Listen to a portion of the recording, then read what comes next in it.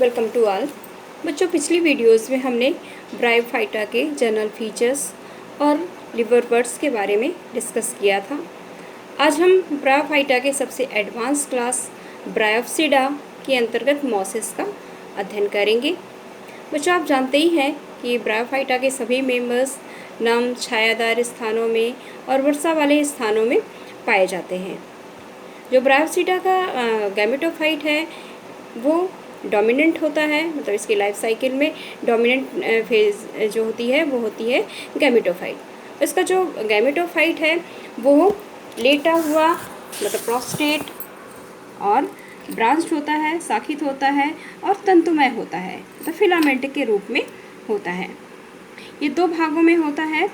एक पहले थैलॉइड होता है, उसको प्रोटोनीमा कहते हैं, और एक पर्णिल ऊर्ध्व शाखा होती है जिसको कहते हैं गैमेटोफोर। मतलब पर्णिल ऊर्ध्व शाखा जो होती है उसमें वो लीफी होती है। ये आप इस स्ट्रक्चर देख रहे हैं, ये प्रोटोनीमा है और इसमें छोटी छोटी बड्स हैं। ये बड्स आप देख रहे हैं, यही बड्स विकसित होकर के इसका ये लीफी इरेक्ट एक्सिस बनाती हैं, शाखा बनाती हैं, और इसके बीच में ये एक्सिस होती है और इसके दोनों तरफ सर्पिलाकार में सर्पिल क्रम में पत्तियां लगी हुई होती हैं और इन पत्तियों के बीच में मिडरिब होती है। ठीक है, इसको कहते हैं गैमेटोफोर। तो दो भाग कौन कौन से हो गए, प्रोटोनीमा और दूसरा गैमेटोफोर। ये प्रोटोनीमा है, आपको ये बड विकसित होकर के क्या बनाएगी, गैमेटोफोर। ये लीफी एक्सिस होती है। ये जो प्रोटोनीमा है ये स्पोर्स के जर्मिनेशन से बनता है। हमने पहले भी बताया था कि जैसे लिवरवर्ट्स और हॉर्नवर्ट्स में स्पोर्स जर्मिनेट होकर डायरेक्ट गैमेटोफाइट बनाता है, और लेकिन मोसेस के केस में क्या होता है, ये स्पोर्स जो है जर्मिनेट होकर के पहले प्रोटोनीमा बनाएगा, उसके बाद उसमें जो बड्स होती हैं वो फिर विकसित होकर के गैमेटोफाइट बनाएंगी। ये जो इसकी मेन प्लांट बॉडी होती है, ये जो गैमेटोफोर है यही इसकी मेन प्लांट बॉडी होती है, और इसमें हमने पहले ही बताया कि इसमें एक एक्सिस होती है और ये उसमें सर्पिल क्रम में लीव्स लगी रहती हैं। और जो इनके सेक्स ऑर्गन होते हैं वो एक ही प्लांट में होते हैं। ध्यान दीजिएगा, एक ही प्लांट में होते हैं लेकिन वो अलग अलग शाखाओं पे होते हैं, अलग अलग शाखाओं पे होंगे। जो मेन ब्रांच होती है उसको कहते हैं मेल, मतलब नर शाखा कहते हैं, मेल ब्रांच कहते हैं, और मेल ब्रांच में मेल सेक्स ऑर्गन होगा, मतलब एंथ्रीडिया होता है। और अब पहले ही बता चुके हैं, एंथ्रीडिया से एंथ्रोजॉइड्स बनेंगे। और जो इसकी एक लेटरल शाखा होती है, जो साइड से पांचवी शाखा निकलती है, उसको कहते हैं फीमेल ब्रांच, और उस फीमेल ब्रांच में आर्चिगोनिया होते हैं, और आर्चिगोनिया से क्या बनेगा, एग बनेगा। और इसमें नीचे राइजॉइड्स होते हैं। इन जो ब्रायोफाइटा के राइजॉइड्स की ये विशेषता होती है कि ये मल्टी सेलुलर होते हैं। लिवरवर्ट्स में आपने पढ़ा था कि ये यूनिसेलुलर होते हैं, मतलब एक कोशिकीय होती हैं, लेकिन ब्रायोप्सिडा में मल्टी सेलुलर होते हैं और ब्रांच्ड होते हैं, शाखित होते हैं। और जो इनके बीच में सेप्टा होते हैं, अलग अलग भागों में बटे हुए होते हैं, मतलब सेप्टा उनको सेपरेट करते हैं, और ये सेप्टा कैसे होते हैं, ऑब्लिक होते हैं, ऐसे तिरछे हुए होते हैं। अब इनका जो सेक्सुअल रिप्रोडक्शन होता है, मेल ब्रांच में आपने देखा कि एंथ्रोडिया बने, एंथ्रेडिया से क्या बने, एंथ्रोजॉइड्स। एंथ्रोजॉइड्स क्या है, मेल गैमेट हैं, और ये एन है, मतलब हैप्लॉइड हैं, और दो फ्लैजेला होते हैं इसमें, मतलब बाई फ्लैजेलेट हैं।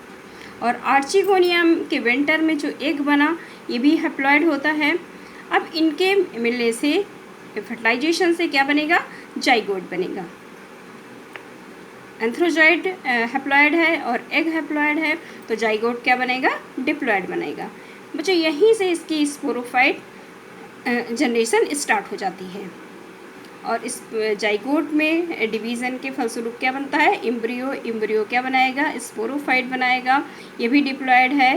स्पोरोफाइट को हमने बताया था स्पोरोगोनियम कहते हैं। इसके स्पोरोफाइट की विशेषता ये होती है कि ये इसमें फूट, सीटा और कैप्सूल होते हैं, तीनों भाग होते हैं। जबकि लिवर बर्ड्स में आपने देखा था कि सिर्फ कैप्सूल होता है। और इस कैप्सूल, स्पोरोफाइट के कैप्सूल में क्या होंगी?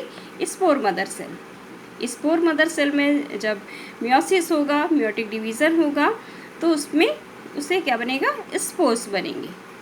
और स्पोर्स जर्मिनेट कर कर के प्रोटोनीमा बनाएंगे। तो प्रोटोनीमा भी कैसा होगा? हैप्लॉइड ही होगा, क्योंकि स्पोर हैप्लॉइड थे।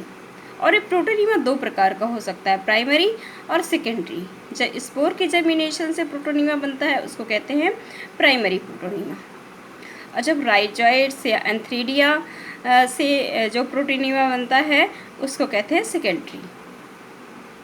और इस प्रोटोनीमा में बड्स होती हैं जो गैमेटोफाइट बनाती हैं।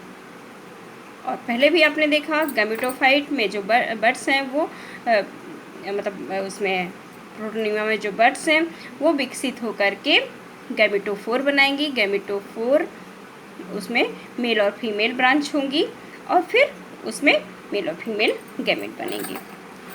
एक चीज़ और इसमें देखिएगा कि जैसे लिवर बर्ड्स में था जो स्पोरोफाइट था, ये पूरी तरह से डिपेंड था गैमेटोफाइट पे। लेकिन मॉसेस में ऐसा नहीं है।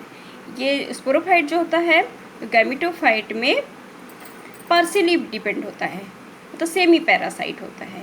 ये अपना भोजन स्वयं बनाता है, लेकिन आवास के लिए और दूसरी आवश्यकताओं के लिए ये उस गैमेटोफाइट पे डिपेंड होता है, मतलब सेमी पैरासाइट होता है।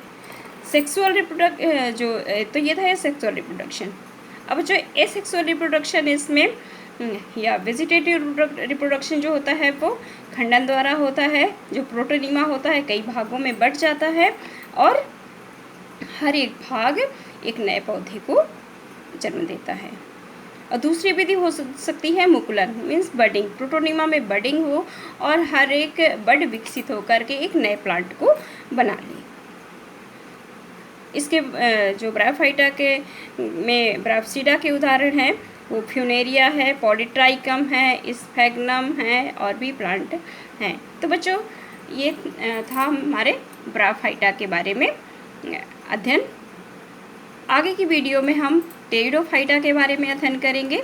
धन्यवाद।